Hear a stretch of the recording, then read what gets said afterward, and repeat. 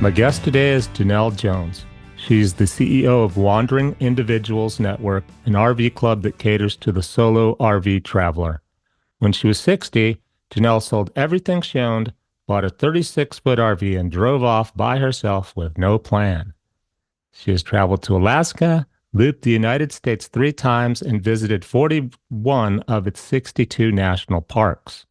She is a full-time RV traveler. In fact, she's doing the show today with me from her studio in her RV, and she enjoys helping others to live a life of travel and of adventure through her travel club, the Wandering Individuals Network.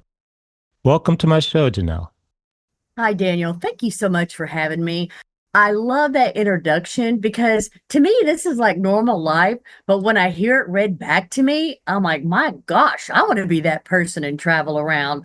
And I also love your explanation of my studio, which is my dining room. I love that. Yeah, and you were asking me before we started recording because I mentioned to you, I'm having you on my show because as I try to coach people into doing the thing they want to do and making a change, and people are like, Daniel, you climb a lot, you tour with your guitar a lot, you're always not really at home. Why don't you get a van? So I've looked at them and uh and when you said that, it reminded me of, well, then I'd have to do my podcast in my studio. And then my first question for you would be for that, Jenell, before we get into what size RV you should get and the lifestyle and so forth. How do you get internet if you're not in a campground plugged into power that has internet when you're on the road? You don't even want to be anywhere near the internet in a campground. No, you get Hmm. Starlink. Elon has changed the world. I call my Starlink Elon because I love it so much. Game changer for everybody that lives on the road, works from the road, podcasters. I never plug into if I'm at a campground. Plus, having Elon with me, I don't stay at campgrounds a lot. So with me and Elon, we can go and stay somewhere beautiful in a national forest or on BLM land where nobody else is around or only 2 more people around. And You just need a view of the sky. yeah, exactly. The further away you are from people and things, the better Elon works. I love So, him. so my next question for my studio, if I'm a podcaster doing this, how about the power? Because I thought it would take a lot of kilowatts to continuously power something that goes to a satellite. I can't talk specifically on there, but I have all solar and it's totally self-contained, and I'll go off and, sit, like I said, in the mountains or the woods for Hmm. 3 weeks and not ever have one issue You as turn long as the uh, sun that you turn it with on once in Elon. a while, the engine to charge, or it's Yeah, all off solar. no, it's all off solar. Wow. Okay, Yeah. that's what people have been telling me. I think it's just come so far in just the last 3 or 4 or 5 years, probably. It really has, Daniel. You mentioned my club, and this will give you an idea of how far it's really come. In 1988, when this club was put together by 7 people, 4 of them women, that people didn't live in RVs. And that back then, these 7 lived in RVs because they had no money for whatever reason. So they had to live in an RV. And so they just decided, hey, we're going to have our own club. And they started a club that, now all these years later is this small business with hundreds of members. But this is a lifestyle now that people choose. I could live anywhere, not anywhere, but I mean, I have other choices. I'm privileged enough and fortunate enough to have other choices. I choose this life. I want Hmm. this life. I'm very comfortable. I'm not camping. I have a fireplace and a washer and dryer. I'm not camping. Nice. So I this is don't a like to camp lifestyle. either. No, No. hell no. But this is a wonderful lifestyle. And if I had my life to do again when my daughter was young, I would put her in this and take off to the Wild Blue Yonder and homeschool her right from here. So then let's talk about someone who's thinking about doing that. What size, how much money, what size of RV do they need? And then when I went on your website, the traveling, your RV club, I noticed it immediately takes me to a link where you can rent RVs. I'm guessing to see if you even like the lifestyle and what size fits and not. Give me 2 examples. Someone on the budget who's not retired, maybe still needs to work from home and work from the RV, and then someone who can just put cash down, like, you know, money's an object, but I can do this. How do you Mhm. pick something out, and what's it going to cost? I get that question a lot, Daniel. And here's the easy way to look at it. You know how you live right now, whatever it is, I can see behind you, but I don't know if you're in a mansion on Malibu Beach or I don't know if you're, at Slab City living in a tent. I couldn't tell you. But however you live now is how you can live on the road. My RV I chose, I could afford, and this is what I'm in. You would buy the RV you could afford. So you can't really give a price. It's just like, what house can you afford? That's the one you find, right? And live Yeah. in. Well, But I as guess far, what I'm really trying to do is buy one flat out, oh yeah. not taking into consideration I'm paying $2,000 a month in rent, and Oh, that's geez. $45,000 a year, 50,000 in 2 years. That friends of mine point out you could be buying something for that kind of cash. Mm-hmm. Uh, Daniel, you can buy something for 5 grand. You can buy a $500 RV. Now, hmm. it's going to need some work. And if you're handy, that's totally the way to go. Buy a junker. And it just depends. You're going to drive one, you're going to do a class C, a van, a class A. I have a class A. It's like a bus. Think of it like a bus. A class B is a van, the type van. And then a C is the kind that's got the thing over the top of it. You drive, you're driving it, and the bed actually is what it is on the top of it. I would get a van. Actually, I would get a class C. I would skip the van because that van What's is Class C? class C is the one you drive, and it's like a truck. Not well. I don't know how you explain a class C. A class C has the RV behind it, but you drive it, and it's got over the top of the driver is an area, and it's got a bed up there. And you'll see it now that I pointed it out, or even Google Class C's. Those are great starters because that Class B, the van, you'll grow out of that very quickly. It's great. It parks. There's all these advantages. Absolutely. Unless you have more than two shirts, two shorts, and one book, you're out of in one pot and one cup. You're out of room And very what are quick. you in now? I'm in 36 feet. Which is a class. Class A. A is like a bus. Okay. Okay. So let me get back to something you asked about on this kind of question too. Our original thought here was, what does it cost? So that's the actual cost of an RV. The other thing is people always want to know, how much does it cost a month? A month, what is it? So in March, and my information is, from March of this year, I wrote down everything I own because I did a webinar for people just starting out. And I Hmm. wrote down everything I spent on RVing that month. And it was like $2,500. Now, that was my gas, that was staying in different places. I put $100 a month aside for tires because in an RV, tires are a big deal. They're $500 and $600 a piece. And I have 6 tires and then 4 car tires. So tires are a big thing. I put $100 aside for that. And I put $100 aside each month just for general RV maintenance because something's always going. And that was about $2,500 a month. So that was me staying in one RV resort that was $250 for the week. So I mean, I budget, but I'm not on a tight budget. So if you were on a pretty tight budget, you could get it down very, very easily. Again, however you live now, that's how you're going to live in an RV. If you go to resorts and vacation and spend $300 on dinners, you'll still do it here. If you're more modest like the rest of us and eat out once or twice a week, a month, and spend 50, 60, you'll do the exact same thing in the RV. Well, the only other thing that this all sounds wonderful so far. The only other big thing in my mind's always been, and I don't take a shower twice a day, but and then there's the toilet. So tell me about the waste management and then the water if you're not at a campground. Just seems like a chore. Um, is mowing a yard the chore? Is mowing a yard a chore? Yeah, but you do it and you learn it and you figure it out and you get the best mower.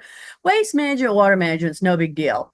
The first 6 months, it's a big deal in your life because you don't know what you're doing. The average person uses 3 gallons of water a day.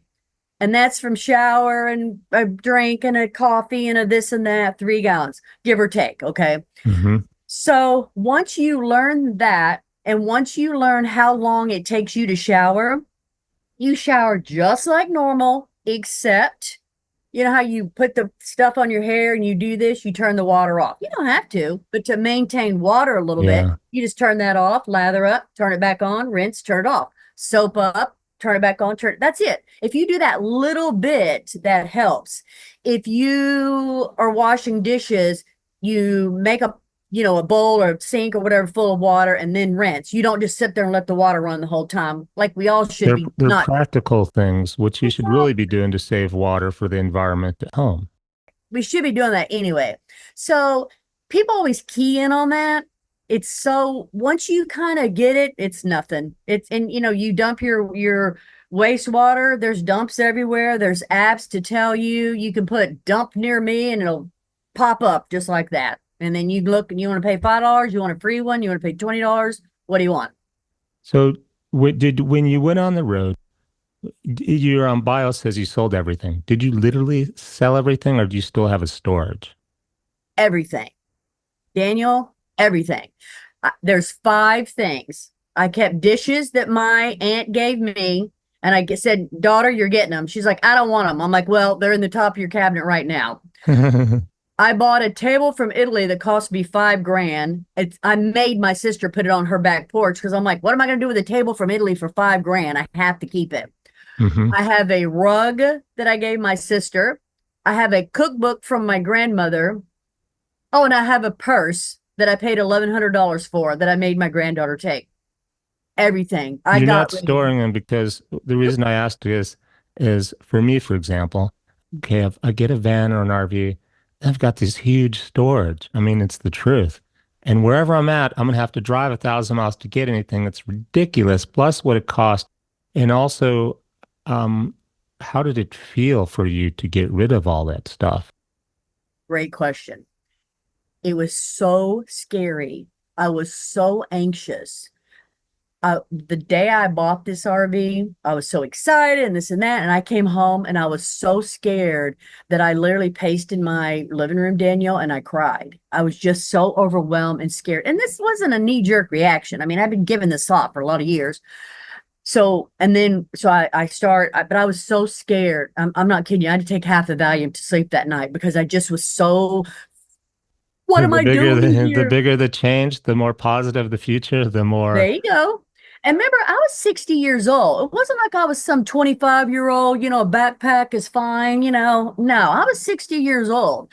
So then I scheduled my first garage sale and I put like 3 things out there, because I'm like, I can't get rid of this. Just This testing the cup I've waters. had forever. I can't get rid of this. Once I started doing it, I couldn't get rid of crap fast enough. It I'm felt not good. kidding. I got rid of everything, Daniel.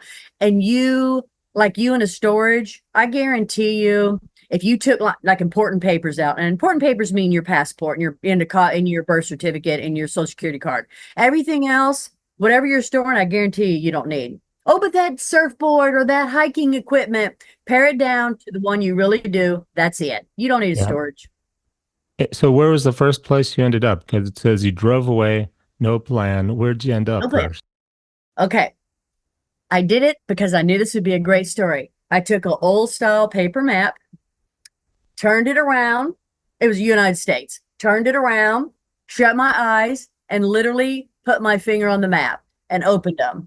And I looked, and it was Maine. And I was like, all right, well, I was in South Florida. I'm like, well, where's Maine? What is in Maine? And I saw Bar Harbor. And I'm like, oh, I've always heard about Bar Harbor. I don't know, 2 days later, 3 days later, I drove to Bar Harbor, Maine. Literally, I had Found a place to park it, campground, the woods. on my way there, I realized, hey, I wonder where I'm going once I get to Bar Harbor. On my way there, I Googled RV resorts, RV campgrounds. Well, they're quite expensive in the summer in Bar Harbor. Hmm. So I found the nicest, which in my opinion, it was about $150 a night. I called the nicest RV resort that was there. I called them and said, hey, do you need any help? Can I work there part time? And they're like, yeah, absolutely. We need help in the office. I'm like, I'll be there in 3 days, 4 days. So I got there, unhooked, and started working in the campground. Now, for part-time. So what that did, I got to stay in this fancy RV park. I didn't have to pay for it, but also it helped me kind of get my feet wet on what the hell I'm doing. I didn't even have hot water all the way there. I'm in this nice fancy RV. I can't remember how to turn the hot water on. So I'm boiling hot water, putting it in a milk jug, standing in the cold shower, and pouring the hot water on me at the same time. Okay. So I get to the RV resort there, and it helped me kind of settle down. It gave me structure. It gave me a little money. I think I got $12 an hour, but the RV resort was free. And you So met a lot of people who knew what to do, probably were telling you, oh, you do this, you do exactly. that. And There were other, we'll we'll come over to your trailer and show you, right? What else we got to do? Hang out, be friends. yes. And you call them RVs, you don't call them trailers, a recreational vehicle. A trailer is a old style, what we think of that sits in a trailer park. No, Yeah. no. We drive RVs. So, but yes, yes, just a point of clarification. Yes, I saw those other work campers, is what they're called, work campers, and they helped me so much. And they're the ones that told me, hey, you should go to Alaska. So the next summer, I drove to Because Alaska. you're in Maine. It's not like, oh yeah, just go to Alaska. Yeah. In my world, it is. It's like, hey, because remember, this is truly, we hear that old saying, it's not the journey, destination is the journey. That Hmm. truly, in an RV, it truly is the destination. So the next year from South Florida, I go to South Florida almost every winter because my daughter lives there, but grandchildren. So next year I drove to Alaska and work camp there, did the same thing. Well, also, I was going to ask you if you drove south for the winter, because then I think of the power it would take, and your solar panels probably can't keep the heat going all winter long in a remote area, can they? Yeah, Without I totally propane? can. Yeah, because it's propane. I go to propane. Propane, yeah. Yeah. And the solar keeps the propane electric part going. I don't know all that part, but you seem to key in, Daniel, and it's probably because you don't know. You Hmm. seem to key in on being self-sufficient. It's it's a no-brainer. I don't even think about my electric, my water, my about 10 days I start thinking about the water. But there's a gauge. You look, how much water, how full am I? It's no big deal. Once you get your solar dialed in, and that'll take you a little bit, but once you get your solar dialed in, you won't even, nothing is different in your life. Nothing. It's also one of the more expensive pieces, I think, It features, right? is. It is. It is. You'll do 10 grand, 8 grand. I did like 2,000, then 2,000 more, then another thousand, then another, I slowly but surely. But looking back, but 10 grand's a lot. But looking back, Dan, and you can get started with $150. It's a pain in the ass, but you can get started because it's a portable and you have to take it out, move with the sun and all that mess. Yeah. But but you can get started very easy. But once you do that upfront cost, you'll make it back in a year, 6 months. If you're used to going campground to campground, you won't even you'll realize how uncomfortable it is at most campgrounds. And Oh, so it's another kind of like we're talking about, you're paying rent anyhow, so you are spending money to live someplace. Mhm. It's money if you don't have the solar, you're going to have to plug in someplace and you're going to have to charge and stay there Yeah. for a couple of days to charge and so forth. So it's money you're spending one way or the other. You might as well keep it to Yeah. yourself and own it. If you are handy at all, you can YouTube videos and do your own solar. I did not go that route just because I had so much else. I did not have the bandwidth to learn that also. So, All the but I controller and storage, batteries and yep, distribution wires and everything like that. yeah. Yeah. But there's lots of YouTube videos that are look very easy. I mean, it's a plug in A to B type thing. Hmm. I was always scared of the troubleshooting. I don't know where to start if there's troubleshooting. But I've got a great guy in my club that does all of our solar stuff. He never wants me to mention his name because he has so much work he can't Well, he that's what I was thinking too. If you're in the club or you're on the road meeting other RV people, they'd probably have done it or would like to help. And you have nothing else to do except hang out for the afternoon, read a book wherever you are, right? Or yeah. so might as well learn something new and something that like working on your house. If you have a house, you're mowing the lawn, like you said, Yeah. fixing the shingles, the siding, whatever. So tell me how things are different for a woman solo RVer. Mm, good one, Daniel. That's a good one. I get asked not every time, but 8 times out of 10, when I'm getting gas in this big monster, the other somebody will look over at the gas tank and go, "You drive that thing? Is that yours? You drive that by yourself?" Yes, I drive it by myself. Yes, it's just me. Yes. So I wouldn't say it's any different, except, of course, the safety factor, but we all need to be aware of our surroundings. And I just make sure, just like when I had a sticks and bricks, that's what we call a non-RV house. We was sticks and bricks. Hmm. When I had my sticks and bricks house, I didn't take stupid chances. I didn't advertise, "Oh, buy along, come on in." None of that. It's the same thing. I am aware of my surroundings, everything that women are taught to do anyway. And another component to that a lot of people don't think about is I make sure that I know how to operate my RV so I don't have to ask anyone for help, showing my Oh, vulnerability. yeah, you don't want a strange man following you Right, into the RV to right. check the wires on your solar. Exactly. Yeah, like, I make sure my tires are good. I make sure my engine is good. I That is as much about safety as making sure your doors are locked. I don't want to break down and be at the mercy of someone else. I have yeah. broke down before, but I have two different companies I can call to help me to come change a flat tire or whatever. So if one can't, the other one can. And I consider that's a $200 a year. I consider that a part of my safety. What value is my safety? It's definitely worth $200 a year. And one trick I just thought of is if there is something I need someone to look at inside my RV and I'm in a park, a public place, I'll go ask another neighbor, "Hey, would you mind coming along with us?" Leave it at that, right? Have another person besides the strange man or whoever. Never just be alone with. Right. Good advice. Yeah, And women know that. We yeah, would yeah. never. But honestly, Daniel, I wouldn't even do that because number one, I travel with my RV club and I get to know everybody, get to know those guys. And you're just as likely to have a woman RVer who knows all about your hot water heater or your solar as a man. Oh, of course. Just as, because nowadays Yeah. it's different. Okay. It's, I'm not it's, sure why I just thought men are the only ones that fix things. That's okay. That's true. Yeah. Yeah, no, it's all right. It's okay. We don't know. You don't know. But oh yeah, just as much. I'll tell you, I might not be able to fix what's wrong with your RV, but I could help you troubleshoot it. I could tell you, did you check this? Did you check this? And did you check this? Because that's another part of being safe. If I don't have, like yesterday, I had no water for some reason. I'm like, what? Why do I? So I was able to troubleshoot on why I didn't have water for some reason, and I was able to fix it. So that to me, knowing your RV and how to at least troubleshoot is just as part of as much as of a safety factor. Hmm. You'll hear people on Facebook and they're like, "Well, set man's shoes outside your door." I'm not doing any of that. I'm not Say carrying around. what? They tell you to Oh, man. sit men. That's not going to work. It No. ain't A time. dog, I tell you what, a A dog is dog. probably the most, or a fake dog Yeah. noise, and a dog sign. Beware of dog sign and fake dog Yes. noises. Those are, I have a ring outside my RV that I attached, and the inside, I set it so that every time somebody walks by, you hear all these big dogs barking. It sounds yeah. like I've got five German shepherds in here. Yeah. Except then So they know somebody it's walks fake the up, second time. yeah, somebody walks up to my Yeah. door, dogs start barking.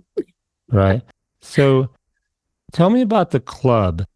Oh, Is it is it like both you go someplace you go to learn and you go to an event where it's a one or twice a planned thing, or do you literally plan trips together like a jamboree and I'll go travel together? yes to all that and no to all that. So the club started in 1988, which I mentioned before, by seven people sitting around a campfire that wanted to have their own group. And it has blossomed today, 36 years later, into a business. It's a membership-based business, $125 a year, a little more than $10 a month. It's nothing. But for that, number one, you get friends to travel with. Number two, you get exclusive trips planned. It's like a group of us just got back from Alaska. So they went on a 77-day trip to Alaska with people they knew and they met. They're all in the club. Just got literally a week ago, got finished with a trip that started in Texas took a left in took a left in the middle of Texas, went straight up through Oklahoma, saw the Oklahoma City Memorial, a tulip festival. Then we took a left and went across the Badlands, and then we headed down California, and I'm here in Southern California now. The trips are usually a month or two long. You come and go as you please. You're not attached to any of them. On this trip that I've been on since March through Texas and all that, there was probably 60 people that showed up and left. One here, one there, one here, one there. I was leading it, owner of the club. I was on the whole thing, but lots of people came and went.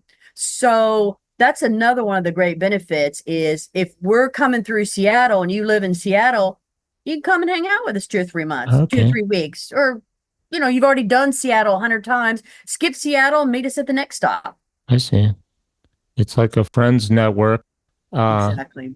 like a dating app, friends, like it's a hodgepodge between like a meetup group and a dating app, and yeah, a whole bunch of Yeah. different things. Yeah.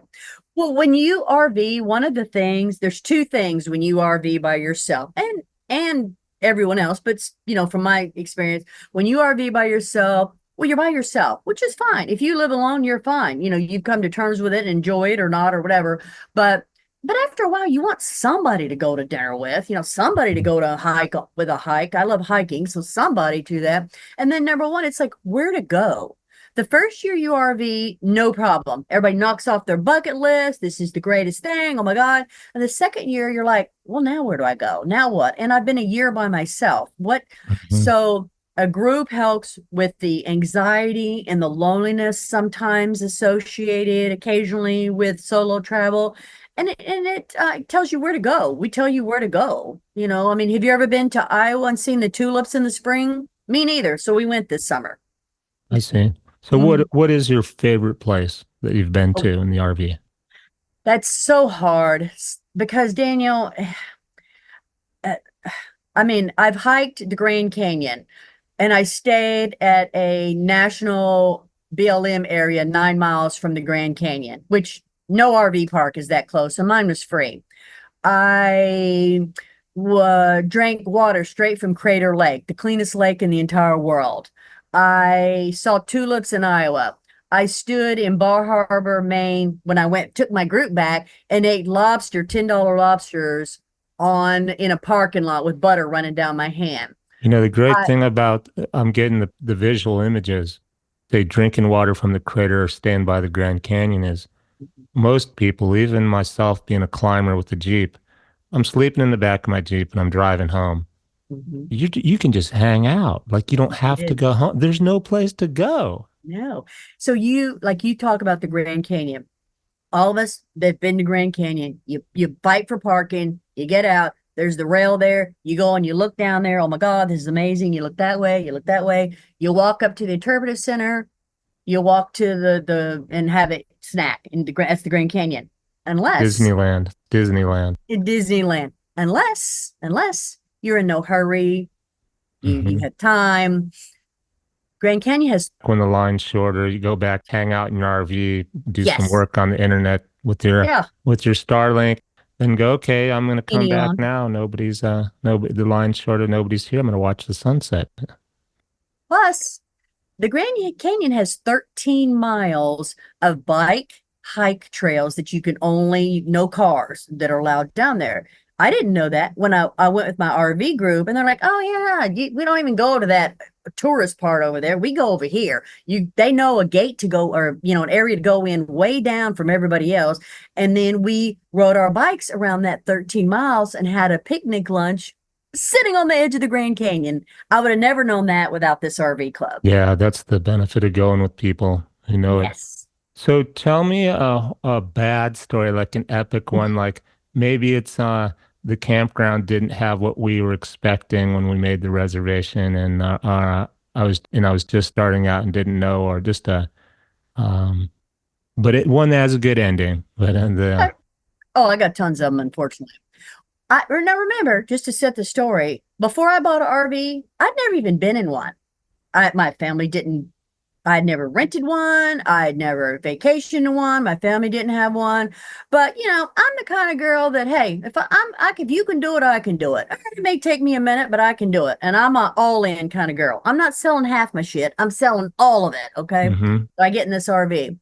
Daniel, in no order, I've had two flat tires, a moose wouldn't move out of my way. I mean, I honked at, a moose. I've been in an earthquake, a tornado, a hurricane, a flood. I backed into the same tree twice. I took everything off the top of my RV with a low branch. I've hit a McDonald's building. I've jackknifed at a gas station. Should I keep going? Yeah, well, it all and everything turned out fine every time. And you said with a happy ending. It all had a happy ending. Number one, I have a funny story to tell. Number two, as long as I don't die or someone else, I got insurance. It's part of the journey. It literally is part of the journey. I now know that what to do if I get jackknifed in a gas station again. I now know better on backing up. I know to look up Oh, at the trees. jackknifed. I had Yeah. to remember what that meant. It means you pulled in and you couldn't go forward to pull out, and you were trying to back out, and you. No, okay, here's the gas pumps. I pulled in and you swing wide and I didn't swing wide enough. So my RV was parallel with the gas pumps like it should be. Mhm. And my car that I'm towing was perpendicular. I had an L, if you will, Oh, around the gas. So I couldn't move forward because my car would hit the gas pump. I couldn't go backwards or my RV would hit the gas pump. so you disconnect the car? Yeah, it was a hot mess. And the owner comes out, hey, you're blocking traffic. I'm like, buddy, you That's the don't least think of I my see that? problems, Yeah, man. you Yeah. don't think I see that? You know? So Yeah. anyway, so everything happens to you, and in part, everybody worries about the money and where to go. Will I be scared? Will I be all that's true, but all that comes to terms with what is the more important thing is to have your mind right. But Now, it's something you want to do. If you want to do it, then you exactly. do it. It's not Exactly. something you do just why are you out there? Why are you doing it? Yeah, no. But if you have your head on straight that this moose won't move out of my way. I hit the McDonald. I mean, the moose literally would not move. I was in Canada, and he's in the middle of the road, and me and three or four cars was like, and we How did honked. you get the moose to move eventually?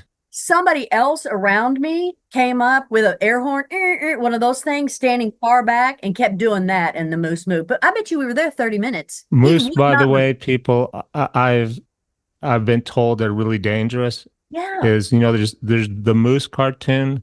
Moose apparently are actually worse than bears, yeah. right?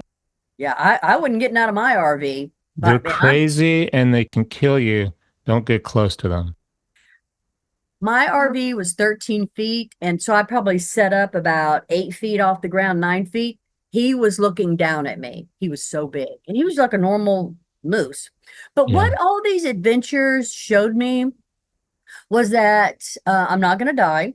It showed me what I'm capable of, and that's my criteria. If I'm not going to get hurt or someone else, I can deal with it. I had a Well, flat, there's a a great broke. story afterwards. My moose solution would have been to tell everyone, when the moose moves, let me know. I'm gonna go inside, work on the internet. Um, again, it's always work from home. Oh yeah. So one question I have though is breaking down because you mentioned earlier there's always something going wrong, especially if you buy 5 grand instead of a 50 or a Mhm. 100,000 new RV. One way someone put it to me one time because um, I was traveling out of my Forerunner for a while, and they're like, "That's your home." And then I actually hit an elk, totaled it, and like that was your home. What do you do when your RV needs to get repaired and your home is literally in the shop, or you can't get to the shop, or you need to have it towed, and now you don't have a home? Well, I'm going to back up two things you said there. I'll answer that about in your RVs when your home is in the shop. But number one, you said the 5,000 RV. One good thing about buying a junk RV is that it's a junk RV. You know that you need to deal with stuff. You know you need to start from the bottom and go all the way down or front to back or however you want to say it. So you're going to know if it starts making a clicking noise, you're gonna, oh, I know what that noise. I bet that's because I didn't replace that, whatever. If my new RV starts making a clicking noise, I have no idea because everything should be working. You know what I mean? Hmm. So I I always tell people don't shy away. The junkier the better because Hmm. you know you're gonna have to if you have the capability to, redo everything. But so when your home is in the shop, like mine is fixing to be Monday, 2 weeks from now, I have to go and get one of my slides fixed. So the shops that deal with RVs, they're very used to us and they know. And generally, that I just stay with my RV. Now it goes in the shop, and I sit in the room, in the waiting room, or usually I just get in my car and go do errands Oh, wherever you're town I'm towing a in. car as well. Uh-huh. Oh yeah. Oh yeah.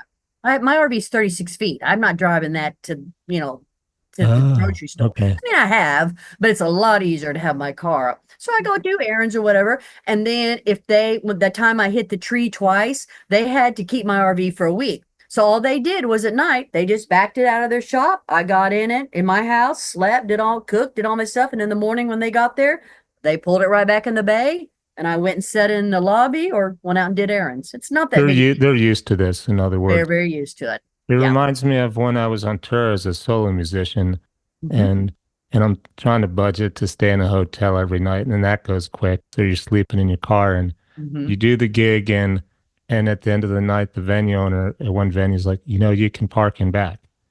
And what he meant was I can sleep in my car in the back, even though there's Yeah. signs everywhere that says no sleeping, no overnight parking. Yeah. Yeah. He's like, and I'm like, you're a musician, man. What are you expecting us to expect of you? That's what we were used to and expecting. Sure. Maybe something similar what the RV people need in their RVs fixed at the They know. shop. Yes. Yeah. They know. Yeah. So back to the 5 grand one. You you probably couldn't get a bus you can tow your car with for that, or could you? For that price? Listen, there's RVs for $100. There's RVs that's free. Come get them. They won't Oh, run. They won't, okay. whatever. So, but I keep going back to if I had to do it different and if I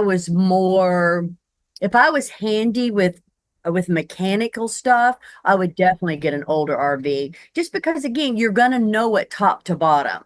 I know I bought this RV new 5 years ago, so I feel like I know it good. And but the engine, I've taught myself to change the oil. I can do the windshield. I can change my generator oil. I can lube it. But other than that, engine wise, I don't know. But if you were to buy like a travel trailer, the kind you pull behind a truck, you can pick them up 5,000 all day long, 2,000 free. Well, that's a good thing to bring up. What's the pros and cons, and what do you suggest, or Mm. pros and cons of when you tow versus when you drive? So the very first RV I bought, lost my pants on, literally, was a travel trailer. I had a truck and I had a travel trailer behind it. That was uncomfortable for me. I did not like that. I kept it 6 months, traded in. It was a terrible mistake. Lost 30 grand on that. It was ridiculous. Are they RVs, technically RVs, the ones you yes, tow? yes, Okay. yes. Remember, RVs are recreational vehicle. All But right. a motor vehicle considers it all. Exactly. Exactly. It's a recreational vehicle. I like as a solo woman, I like this class A or the class C, the one I suggest for you, the ones you drive, because when you get somewhere for the night, let's say, and I do this often, I'll sleep in a rest stop or I'll just pull over and sleep in a deserted, business that's not closed, but not usually, but like a church parking lot, as long as it's not Saturday night or Sunday night, Hmm. or like a building that's out of business. I'll sleep there, no problem, because I feel safe. Because once in this RV that I have, I can push a button and my blinds go down in the front and I never leave my RV. So you can't tell if there's a male or female or two males or two women or kids. You can't tell who's in this RV. And that makes me feel safe. Don't open the My door. Don't answer the door. Nah. And You're plus, remember, not I have the there. dogs barking. The Yeah. dogs will bark. Remember that I have Yeah. my Ring doorbell has dogs bark. I've never had one bit of trouble, not once. One time, and I make myself stop by about 3 or 4 o'clock every day. and I get somewhere and get settled where it's light. I can see the neighborhood. The two times in all my RVing that I did not do that. One night I pulled in right off the highway, and there was an abandoned like furniture store, and right next to it was a grocery store. Oh my God, perfect. Slept good, no problems. I wake up in the morning, I open my door, I'm standing there with my coffee looking around. I'm like, huh, that's interesting. I was in a directly in front of me was a row of buildings that was check cashing, bail bonds, liquor stores that were already open at 7 a.m. I look over and I'm like, oh my goodness, I'm in a quite socio disadvantaged neighborhood. And so I looked outside to see if I had all my tires and everything, was my car jacked up and the rims, and not one bit of trouble. So what I did is I shut the door in my pajamas with my coffee, started the engine, and drove off. Hmm. No big deal. In honesty, it was fine. It was fine. But I would not have chosen that if I had seen during the daylight. I probably don't need to park next to Bail Bond's place. Right, right. And sometimes I've been places like when I was on tour back with the music where it seems like a nice part of town. I'll just park there and the guy in the convenience stores, you do not they will break into your car with you in it there. Oof. Yeah. Okay, where do I go? Yeah. Yeah. Um, Well, let me just tell you for future, a church parking lot is usually a safe bet as long as sometimes they'll do a feed the homeless or whatever. And, homeless doesn't mean they're dangerous. It's just if that concerns you, people milling around, that makes me more nervous. People milling around. Like people yeah. will stay in Walmart parking lots. I maybe once have, and that is a last ditch because I don't like people milling around my RV. That makes me more nervous. Hmm. People wandering around. What do I looking? And they're probably not even looking at me, but I don't know. That just makes me more nervous than sitting by myself where I can see around me 360 in a parking lot of a furniture store or So whatever, a church. say we buy the $5,000 or $10,000 one. Probably won't have solar. We'll have to put solar on it. Do we take it to a mechanic then, like if we're buying a car, or just Yeah, totally. yeah? Oh yeah, you totally would. Forget about the inside pretty part. Make sure that engine is good, number one. And then look at your tires, number two, because tires, I keep saying it, but tires are your issue. Hmm. So uh Just you're get new you're tires, maybe. you're gonna need new tires. And then you move on to the inside. If the engine is good, the inside is particle board. I mean, it's Hmm. nothing. It's so simple. I've seen RVs gutted to the metal frame. And that's a great place to be. Then everything in it is new, even though it's a 1970, everything in it is new. And good luck trying to find a 1970 that's not 40 grand piece of junk because those are so retro and in style and so cool. But they're not going to have any of the bells and whistles and Yeah, that's something I ran into. I almost bought a small, I don't know how many feet, but the smallest pull behind trailer you could buy, not a teardrop, yeah. and it looked really cool, vintage, Hmm. and it was 5 grand, which I thought was reasonable. Hmm. Then I went to actually look at it, and it had been stripped down to the frame and rebuilt. And you were talking about with the solar, piecemeal together, no manual. Yeah. What if it breaks? How do things work? Yeah. Um, Yeah. and most of all, in that one, the heat, for example, the heater wasn't vented to the outside, Hmm. which means, and I go, well, how do you deal with not getting carbon monoxide? Oh, you just open the thing on the ceiling, the vent on the ceiling when you're cooking. I'm like, what do you do at night? Well, you just run it a while before you go to bed, and you'll be okay. I'm like, that you run into that kind of thing with the real old retrofit ones, and then in this case, a friend of mine was, it's not worth 5 grand, so didn't get that one. So if you're going to buy an old one, you redo it, not someone else. Hmm. Because, like that right there means something to you. And so you would deal with that. To me, I would look at the roof, okay? Because if you buy, say, one of them teardrops, you can't put solar on there. Oh, I didn't know that. I don't Exactly. like them because I'm 6'2", You and I need, don't get like, how am I going to hang out in here for the yeah, day? no. Yeah. And that's important. People are like, oh, you're never in there. Yes, you are. Let it rain for 3 days.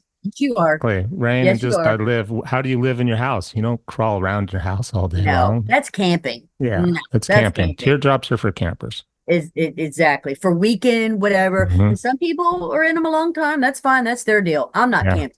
I'm not doing it. right. But for you specifically, Daniel, you need to look at the roof. Can how many solar panels can you put on there? Those teardrop, Oh, the airstreams, okay. they may have one or two up there. They don't. I have I don't know, I think I have eight now up there. So even an Airstream, Oh, because it's rounded. because it's rounded. Oh, need a flat Exactly. roof. As you need a flat roof. Exactly. You need a flat roof. Yeah.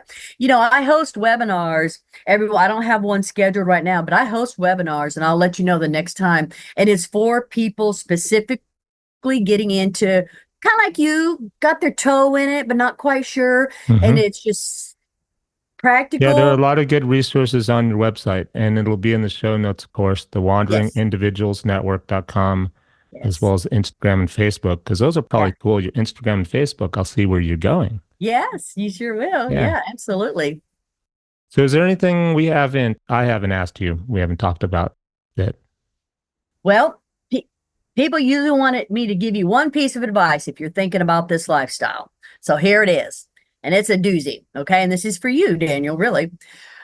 If you decide that you're doing more than dipping your toe, if you're really wanting to do this, really, or seeing if it's a viable option to you, my advice to you is be quiet because you're going to tell your friends and family, and they're going to be like, oh my God, are you crazy? You're 60 years old and a female all by yourself.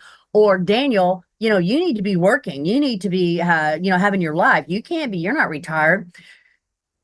If you were to ask, say, Michael Jordan, I'm going to play basketball, Michael Jordan. I'm 60 years old and a 5'2" female that has no business can't run up and down a basketball.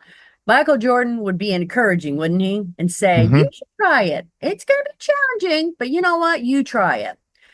The people that are afraid would say to me, or that reflecting their own 60-year-old out of, Yeah. not in great shape, they would be like, you can't do that, Jenell. Right, but you can't do that. So when you But do you know tell, the ironic thing is, and let me ask you if you've seen this be the case. Those, like you say, are the people who are afraid to follow their own heart, do what they want to do, follow their dream. To me, it seems once you do it anyhow and they see you, they're like, oh, oh, I'm going. I want to do that. I'm going I by should do myself that. too. Right? I should do that. See that? Did you see that Oh, happen after? totally. So many people were so worried. My sister, God love her, was like, they're serial killers, Janelle, and they pray. Yes, I know. My mom set me down. It's like, is everything okay with your And they're money? just making stuff up. They don't even know. They're It's just imagination. scared. They There you don't go. know. Yeah. They don't know. They didn't do the research. So I tell people, be quiet. You're a grown adult. You've already done big things in your life, whether they were horrible things, having babies, going to jail, whatever, changing a job, whatever you did, you've already done it. And this is just another one of those things with the Hmm. right amount of some research and talking to other people, you'll know if this is a good fit for you. Don't look at it through other people's eyes because it's a hell of a life change, let me tell Yeah. you. It's a great one for me. It's awesome, but it's a hell of a life change. And what about for somebody younger, like say they're just getting out of college and they're taking their first job even, and I guess you're supposed to be looking forward to having kids and getting married though, so that kind of throws something in there. Does it? Does it though, Daniel? Does it? There's so Actually, many, I guess it doesn't. I see does people it? on the road with their kids, homeschooling. There's Yeah, so many people that do this. right. I was at Kitty Hawk, where they took the plane, did the plane, the first thing. So I Hmm. was there and I saw these three little blonde haired little children sitting at this bar that overlooks not a drinking bar, but a bar that attached side of for we had chairs and these three little blonde haired little children are sitting there doing paperwork. And I got to talking to, I learned to mom and she's like, oh yeah, we live in an RV and homeschool. And today this week we're learning about flying and aerospace. And so we're bringing the children here and they were going to Washington to the Smithsonian That's and the great. children, okay, what a way to learn. What a way to teach your kids. And the people the kids are meeting, the Oh, experts, please. the I love, real people, real teachers. yes, Yeah. real teachers. And they saw Kitty Hawk instead of learning about it or Hmm. reading about it. They went and saw it and they wrote a paper. If I would, like I said at the beginning, if I had this to do different, I would have bought an RV and drove off with my child and homeschooled her and totally she would have been different. I would have been different. We still had a good life, but I just can't imagine the difference it would have made in her It's not life. over yet. Where are you off to next? Let's see. Oh, November, I'm going to Mexico. My club is going to Mexico for the month of November. And then we're going to Quartzsite in January and then Baja in February. Quartzite's in Arizona. Yes, Quartzsite, Arizona. Big, huge event. The last 2 weeks of the month, 10,000 RVs come and we all camp in the desert. And my club is coming from all over the United States. And we meet there. We've been meeting there 23 years. It's a great time. Arizona's awesome in the wintertime. It's It's 70 awesome. degrees. And it It's sounds awesome. like if you're in the West, in that part of the West, it's a great opportunity to come and meet Jenell's club and It's meet other RV absolutely people.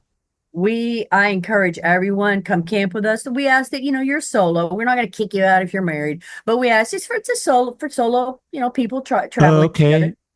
Maybe I am solo myself. Yeah, why don't you Good, come? good point. Yeah, we're for solo travelers. Okay. Okay, It's for solo and travelers. yes, and But you know what's good about that is as a single guy, somebody had to explain this to me. I didn't get it. I noticed the weird e energy about it. Sometimes when I would go for dinner with a friend of mine who is married, has a partner, there's two of them and one of me.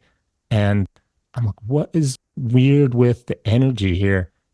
And it's like couples like to date couples, couples thing.